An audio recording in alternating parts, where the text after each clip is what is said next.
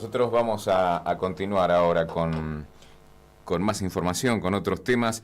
Bueno, ayer fue condenado nuevamente Luciano Benjamín Menéndez. Fue condenado a cadena perpetua. Es el séptimo juicio por crímenes de lesa humanidad en Mendoza, el que culminó ayer con la condena de este ex militar imputado por desapariciones forzadas, homicidios, privaciones ilegítimas de la libertad y torturas, en este caso contra 23 personas aquí en nuestro departamento entre los años 1976 y 1978. Nosotros estamos ahora en estudios con Mariano Tripiana, hijo de Francisco Tripiana, uno de las víctimas de Menéndez. Y bueno, en principio, Mariano, agradecerte la participación en el programa. Bueno, ¿cómo viviste la jornada de ayer? Nos interesaría conocer tus sensaciones. Bueno, buenos días, muchas gracias a FM Voz por abrirnos los micrófonos. Y bueno, en el día de ayer fue algo, una alegría más, ¿no? Algo que venimos luchando hace tiempo para que estos genocidas, y Benjamín Menéndez, bueno, fue condenado a perpetua. Fue condenado a perpetua en esta causa porque él no había estado presente en los juicios que se hicieron en el 2010 y el último que se realizó, que tuvimos otra sentencia con perpetuas a los policías y de otras fuerzas que bueno, fueron condenados aquí en San Rafael.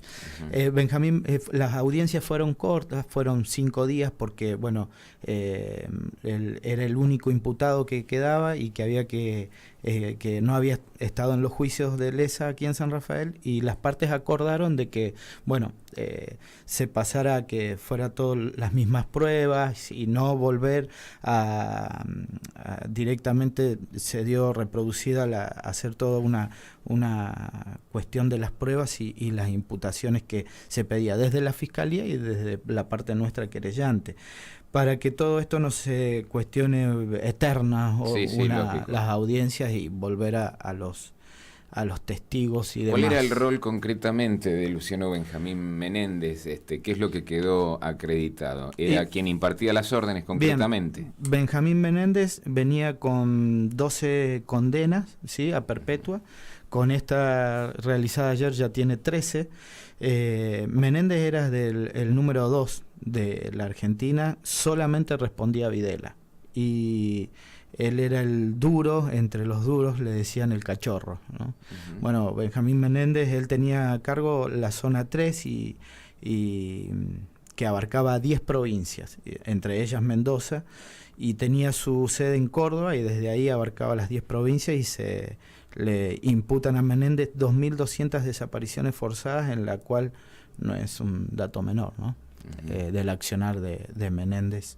Entre ellas la de tu padre. Entre ellas la de mi viejo, Fagetti, bueno, varios compañeros más que fueron desaparecidos, y entre otros... ¿Cuántas desapariciones aquí en San Rafael? Por 12 él está, por 12, falta algunas más, ¿no? Que todavía está eso. Pero bueno, Menéndez declaró muy sencillamente, como lo hace siempre, diciendo que era un héroe de la guerra, bueno, todas esas cosas que repite, y que ellos habían ganado la guerra, lo mismo de siempre, y que era un héroe de la patria. Bueno, cuestiones que tiene él en su cabeza, ¿no?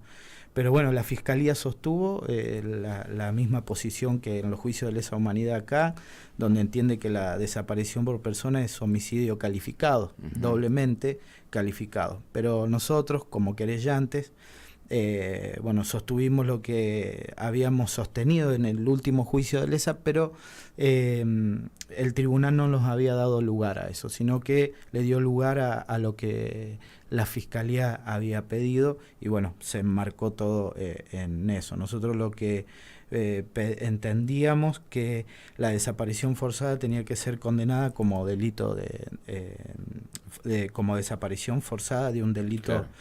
de un delito que es nuevo, pero no para esa época y se podía aplicar a casos anteriores. Al no tener los cuerpos de nuestros viejos, el delito se sigue produciendo, y a pesar que era en aquella época no estaba procediendo esta ley vigente, hoy en los juicios de lesa se pidió, y bueno, el tribunal nos dio lugar a que se pueda imputar por delito por desaparición forzada. Mariano, ¿en qué circunstancias desaparece tu papá? Bueno, mi viejo en el 75, bueno, ¿Qué actividad en desarrollaba? el 76. Él era militante de la JP, la Juventud Peronista de acá de San Rafael. Más que nada su ideología era cuestiones sociales, ¿no? Trabajar en los barrios, por la gente. Sí, pintaba carteles, Claro. hacía la actividad del militante social y del militante de base, digamos, ¿no? Sí. Bueno, esto era lo que mi viejo tenía, ¿no? Junto con los compañeros, querían la igualdad social, y bueno, trabajaban por la gente, por los que menos tienen, y trataban de abrir la cabeza. Nuestros viejos y compañeros en San Rafael no tuvieron la lucha armada como en algunos años se quiso instaurar ante la sociedad. Sino que sí la tuvieron otros sectores, obviamente. Sí, lo habrán tenido, pero lo que hablo San Rafael, porque se quiso imponer los montoneros, los tirabombas, claro. Algo habrán hecho. Y en aquella época, bueno, mi viejo era pintor de obra y cuando no tenía para pintar salía a cosechar. Toda una cultura de esfuerzo y trabajo y tratar de salir adelante. Mi viejo no quería dar la vida, eso lo tengo claro. Él lo que quería era formar una familia, salir adelante, criar a sus hijos. Bueno, yo, gracias a Dios, tengo hoy mis hijos, 4 hijos, que creo que ha sido el sueño de él también, de poder tener sus nietos y muchos más hijos, no haber quedado en esta situación. ¿En qué circunstancias desaparece él y en qué fecha? Bueno, mi viejo desaparece el 24 de marzo, 23 a la noche, parte del 24 a las 12 del 76. Bueno, ahí es cuando a mi viejo lo chupan de calle Ortiz de Rosas. ¿El que estaba haciendo? Él estaba durmiendo porque eran las horas de las madrugadas, era el método que usaban en aquella época. ¿Vos eras muy chiquito? Yo tenía 8 meses, pero bueno, por todo lo que se pudo reconstruir del hecho, del lugar, porque nosotros también fuimos secuestrados en ese momento junto con mi mamá, yo apuntado con un arma por soldados que estuvieron en el operativo. El operativo estaba a cargo del ex teniente Guevara, que hoy también está con 2 perpetuas. Y bueno, irrumpieron en el lugar, primero golpearon la puerta y cuando entraron, bueno, golpearon a mi viejo, que era el que lo pusieron contra la pared. Después de unos golpes lo levantan del piso, lo ponen contra la pared. Un vecino que estaba enfrente veía toda la situación como se estaba generando y mi mamá corre a la pieza donde yo estaba en la cama a cobijarme, a ayudarme, a protegerme. Pero bueno, mi abuela también fue en ese momento detenida, revolvieron toda la casa, nunca pudieron encontrar nada porque no había. ¿Y a dónde lo llevan? La policía de Mendoza, eso quería recalcar, en esa época que estaba Pérez, Trentini, Guajardo, todos estos genocidas que hoy están con perpetua, el ex comisario Pérez, ellos querían ver querían de alguna manera justificar las desapariciones, entonces querían ver si podían encontrar algo y nunca se encontró nada. Y de ahí lo llevan a la departamental, que hoy se le conoce como tribunales de la provincia. Único lugar en el país donde se torturó y se desapareció y hubo desapariciones de personas. Tremendo, porque ahí donde se impartía supuestamente justicia, habían abogados, jueces.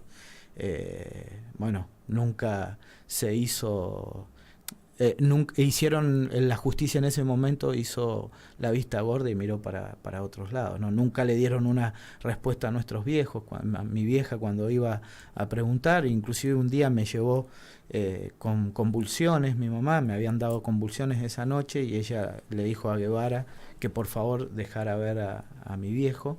Yo con 8 meses, ella entendía, su instinto de madre creo, de que yo estaba extrañando a mi viejo, entonces bueno, la situación se tornó en ese sentido, ¿no?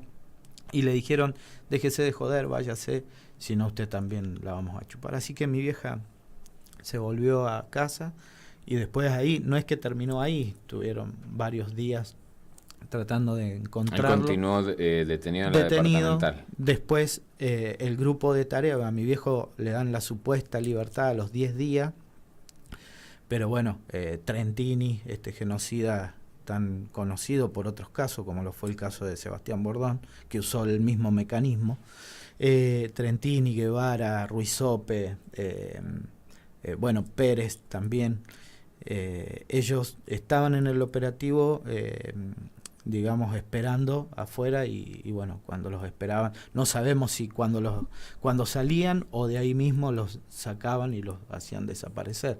Guajardo, que estuvo en la policía, fue policía de la provincia y luego fue funcionario del juzgado federal, ¿sí? Muy amigo del ex juez Acosta. Uh-huh. Bueno, ellos estuvieron haciendo... Guajardo contó que a mi viejo, a Fagetti y a Silvia Lunas, una maestra, los habían enterrado en la Laguna del Diamante, lugar donde fuimos y se estuvieron haciendo las excavaciones, lugar donde nos encontramos las fosas. Quiero resaltar el trabajo ¿Encontraron las fosas? Se encontraron las fosas porque hubo movimiento. Vino el equipo de antropología forense, uh-huh, con los escáneres, con todas las herramientas que realmente, bueno, ven el movimiento del suelo y todo lo que se hizo. Y bueno, toda esa orden fue ordenada por el actual juez federal Puigdéngola, en el cual le puso... mucha rapidez al trámite, sí, cuando Guajardo, genocida, fue y declaró diciendo de que primero él ponía la imagen de que había ido a llevarlos era el chofer, luego empezó a decir que no, que él había sido quien había estado cavando las fosas de nuestros viejos, ¿no? Uh-huh. Bueno, no se encontró nada en ese momento. También hay un testimonio de un soldado que en el lugar encuentra la parte ósea de un brazo, donde en aquella época este soldado dice que vino a declarar al juzgado federal, donde el juez Acosta no le dio lugar, inclusive lo hizo subir a un camión del ejército y lo hizo llevar al lugar, y en el lugar había... Primeramente también a este soldado lo torturaron en el transcurso, uh-huh, están sus declaraciones en este expediente, y lo torturaron, y cuando llegaron al lugar le hicieron firmar y decir que él ahí no había visto nada, pero sí vio que habían removido. Así que el equipo de antropología forense terminó informando de que ahí habían estado los cuerpos, pero como lo usaron también este método en otras provincias, ¿qué es lo que hacían? Iban con zarandas, sacaban los restos óseos, zarandeaban la tierra y quedaban los restos óseos y eso se lo llevaban. Uh-huh. En ese caso no habría prueba, para que no hubiera prueba en caso de juicios en aquella época. Pero bueno, hoy ya el tema cambió el tema de la ley, por eso también nosotros hacemos la exposición y pedimos la imputación a Menéndez por la desaparición forzada, que ya tiene mucho más fuerza, y fue la primer causa en todo el país que queda este precedente, que es importante, ¿no? Y hoy, a 40 años de todo esto, 41, ¿cuál es tu sensación, tu sentimiento? Bueno, yo ¿Sentís que se ha hecho justicia? Sí, sí. ¿Te quedás con sed de justicia? ¿Te quedás con ese sentimiento de no sé, sí, frustración? Te voy a hablar desde la figura de un hijo que hoy es padre. Creo que lo que se ha hecho en el ámbito y en el camino de respetar al otro. Cuando se hizo el primer juicio acá en San Rafael, lo primero que pedí en los medios fue que se respetara a los familiares de los genocidas, porque me parece que estábamos en un ámbito democrático donde ellos iban a ser sentados en el banquillo de los acusados, y que yo creo que las familias también en parte son víctimas de estos demonios, digo, que hicieron tanto genocidio, ¿no? Yo hoy, yo creo que yo estoy cerrando una etapa de mi vida también, ¿no? Ya con 42 años, yo creo que ya hice toda la lucha que tenía que hacer, trabajar junto a muchos compañeros para que los juicios se llevaran adelante. En el 2010 estaba parado los juicios cuando yo llego a San Rafael en el 2007, pues yo vivía en otra provincia. Impulsamos los juicios, se pudieron realizar y bueno, yo creo que hemos hecho... limpiar la imagen de mi viejo y de los compañeros y desaparecidos y aquellos expresos también, de que ellos no eran los tirabombas, los subversivos, todo esto.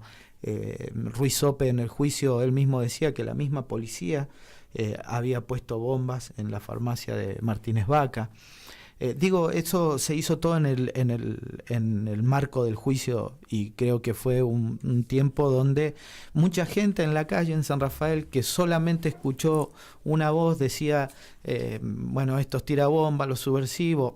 Obviamente todavía siguen algunas resacas de esa época que lo siguen diciendo, pero hoy es como que hay gente que me ha parado en la calle, siempre lo digo, y que me ha felicitado por la lucha, y para mí es un gran orgullo, porque esta lucha que ha sido pasiva desde parte nuestra, no desde de un revanchismo, claro, o de algo, hemos pedido justicia y hemos obtenido justicia tarde. Lo lamentable que fue muy tarde, porque muchos se murieron, como Edgar Martín Ferreira, como otros que se murieron y que tendrían que haber estado en el banquillo de los acusados. Entonces yo creo que es importante esta etapa que nos tocó vivir hoy. Sí, me gustaría encontrar los restos de mi viejo, siempre lo digo. No es la prioridad como era en otros tiempos, como cuando fuimos a la Laguna del Diamante y todo lo demás, porque mis hijos, que tengo una familia, mis hijos también querían encontrar los restos de su abuelo, quieren encontrar los restos de su abuelo, pero querían ver bien a su papá. Entonces yo dije, yo necesito... es como que bajo la persiana, no es que dejo la lucha, cuando veo una injusticia voy a seguir luchando, pero digo, en este momento yo necesito disfrutar de mis hijos, de mi familia, de mi vieja que quedó con vida y que sufrió muchísimo en aquella época. Entonces yo creo que esta decisión la toma Mariano Tripiana, no hablo desde ningún organismo ni desde ninguno de esos lugares. Creo que por una cuestión sana de uno mismo, seguro, necesita tomar estos tiempos, ¿no? Vos decías recién que tu papá no había estado nunca vinculado a organizaciones armadas, organizaciones de extrema, que por supuesto sí existieron en otros puntos del país seguramente, caso de Montoneros, caso de ERP, caso de bueno, de ese tipo de grupos subversivos que obviamente se alzaron en armas también. ¿Qué opinión tenés de eso? Mi viejo pertenecía a Montoneros ideológicamente, ¿sí? Ideológicamente sí, pero no a la lucha armada. Qué sé yo, lucha armada hubo en Tucumán, en los cañaverales y todo eso. No, pero lucha armada también hubo en Buenos Aires. Sí, en Mendoza. Fueron grupos reducidos también, de que no era la mayoría era militancia. La lucha armada, no, ¿cómo te puedo explicar? No estoy de acuerdo con la lucha armada. Esto en mi punto de vista, ¿no? Pero aquel tiempo eran otras épocas, hoy no estoy de acuerdo. Yo creo que hoy vivimos en un país democrático, ¿no? Donde lamentablemente hay leyes que se imponen, ¿no? Mediante más allá que estemos en un estado democrático como lo que pasó con la ley para los jubilados, pero yo creo que también eso es parte en un país democrático se actúa con esas cuestiones que vienen parte de la dictadura también, ¿no? Imponer, si vos no votás esto, tu provincia queda sin plata, bueno, un montón de cosas que lleva un trasfondo. Digo, también eso es una pelea de dictadura, ¿no? Y hoy nosotros esa lucha la llevamos a las calles, discutimos política, tratamos de hablar para explicarle a la gente por qué estas cuestiones, y en aquella época también, nuestros viejos que abrían... ¿Hoy estás militando en algún frente político? Hoy estoy en un movimiento Evita, un movimiento social, que bueno, tenemos un merendero en Cuadro Nacional, el cual se le da merienda a 80 chicos ahí en Cuadro Nacional. Nuestro trabajo es el trabajo social, ¿sí? Después partidariamente no nos hemos puesto ni anunciado nunca ni como concejal ni como diputados, pero bueno, apoyamos las líneas del PJ, digamos, donde bueno, también tenemos discusiones sobre todo eso, en la reforma. ¿Y qué opinión tenés, Mariano, de estos hechos que acontecieron la semana pasada, que convulsionaron la capital federal, fundamentalmente la zona ahí cercana al Congreso, con estos hechos de violencia que todos vimos? Donde indudablemente hay grupos que están reivindicando la violencia y que es preocupante. Sí, digo, hay medios de comunicaciones que transgiversan también la información, ¿sí? Un grupo que se vio, literalmente se vio que eran agresivos ante las fuerzas de seguridad. La columna del movimiento Evita estaba al lado y fue la primera en ser reprimida cuando estuvo pasivamente a una orilla. Se vio en las imágenes esa figura. No estoy de acuerdo con nadie que vaya a agredir ni con piedras o con todo para eso está la protesta, donde también pertenezco al gremio bancario, estoy dentro del gremio, tenemos un gran conductor como Sergio Palazzo, que él inclusive induce a esto, a que no haya violencia y que las marchas sean pasivas. Digo, no estoy de acuerdo. A ver, se demostró eso, pero detrás de eso había toda una columna de un montón de gente diciéndole no a la reforma tributaria y bueno, este gobierno nacional no escuchó a la otra gente, pero sí se vendió esta parte agresiva, que yo repudio esos actos de violencia, no estoy de acuerdo con esos actos de violencia, pero también repudio el acto de violencia que hubo hacia los jubilados y hacia los que menos tienen, ¿sí? Seguimos insistiendo, siempre se corta por lo más delgado, hoy le tocó a nuestros jubilados, mi vieja también es una jubilada, entonces no solamente mi vieja, también la señora del barrio, qué sé yo, le hubiesen hecho recortes a la soja, a la minería, a los diputados mismos, senadores, jueces, que ganan mucho más que un jubilado, se lo hubiese tocado ahí, pero no, se tocó a nuestros viejos. Y después por todo lo demás que hoy se viene, ¿no?